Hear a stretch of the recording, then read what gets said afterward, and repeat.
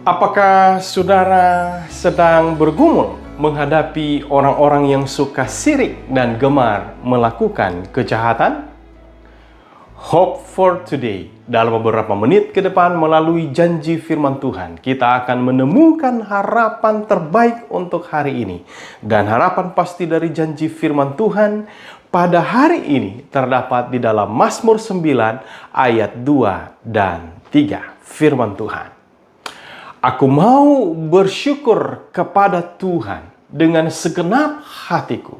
Aku mau menceritakan segala perbuatanmu yang ajaib. Aku mau bersukacita dan bersukaria karena Engkau. Bermazmur bagi namamu, ya Maha Tinggi. Sebagian penafsir menerima Mazmur 9 dan 10 adalah merupakan satu bagian. Atau kata lain, dua pasal ini adalah satu Mazmur. Dan pandangan ini disebabkan oleh karena dua alasan. Yang pertama, pada beberapa naskah salinan kuno menyatukan kedua Mazmur ini. Kemudian yang kedua, tema yang diangkat pada kedua pasal ini memiliki kesamaan, yaitu mengenai pergumulan orang benar menghadapi orang-orang fasik yang merajalela. Tetapi khususnya pada hari ini kita hanya fokus pada Mazmur pasal 9 saja. Mazmur pasal 9 dimulai dengan ucapan syukur pada ayat 2 sampai 11 dan dilanjutkan dengan pujian yang muncul atau ada di dalam ayat 12 sampai 13, kemudian dilanjutkan dengan permohonan ayat 14 sampai 19 dan kemudian diakhiri dengan keyakinan yaitu di ayat 20 sampai 21. Ada ucapan syukur, pujian, permohonan dan keyakinan. Mari kita lihat satu persatu. Yang pertama, ucapan syukur. Ucapan syukur dari pemazmur didasarkan atas pertolongan Tuhan pada masa lampau. Ayat 4-7, Tuhan telah mengalahkan musuh-musuhnya.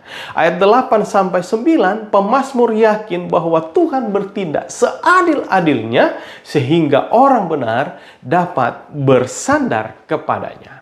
Yang muncul di dalam ayat 10 sampai ayat 11. Kemudian yang kedua, dari ucapan syukur lahirlah pujian yang dicatat di dalam ayat 12 sampai ayat 13. Pemazmur menaikkan mazmur, memuji Tuhan dan menyadari bahwa Tuhan membalas orang-orang yang berniat membinasakan umatnya. Itu muncul di dalam ayat 14-16. Kemudian yang ketiga, oleh karena itu pemazmur menaikkan permohonan yang muncul di dalam ayat 15-19 agar Tuhan sendiri yang akan menghukum orang fasik ini dan kemudian membela akan umatnya.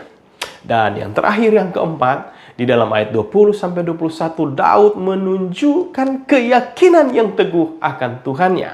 Dia katakan, bangkitlah Tuhan, janganlah manusia merajalela.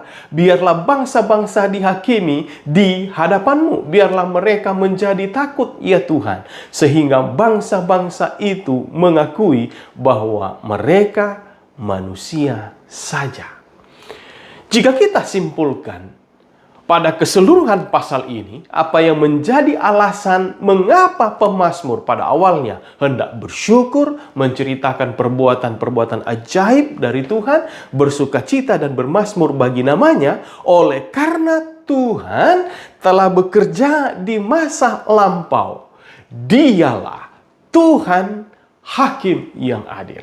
Dialah Tuhan tempat perlindungan. Hakim yang adil muncul di ayat 4, tempat perlindungan muncul di ayatnya yang ke-10. Dan harapan baru hari ini. Saat mana saudara sedang susah karena tekanan hidup saat ini, ingat selalu pertolongan Tuhan di masa yang lampau. Kemudian yang kedua, tetap naikkan syukur dan pujian. Dan yang terakhir, dengan keyakinan dan harapan yang pasti, arahkan mata hati saudara kepada Tuhan. Dia selalu sedia dan pasti menolong. Maha besar Tuhan Allah kami dalam kerjaan surga. Terkadang banyak hal yang kami alami dan itu tidak seturut dengan apa yang kami inginkan, bahkan justru melukai hati kami.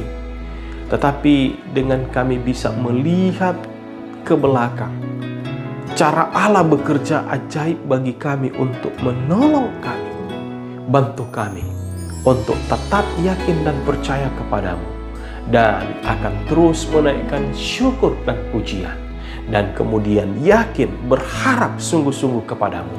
Engkau adalah Allah penolong bagi kami. Terima kasih, di dalam nama-Mu Yesus Kristus Tuhan Juru Selamat kami berdoa. Amin. Biarlah harapan hari ini akan boleh menjadi berkat bagi saudara.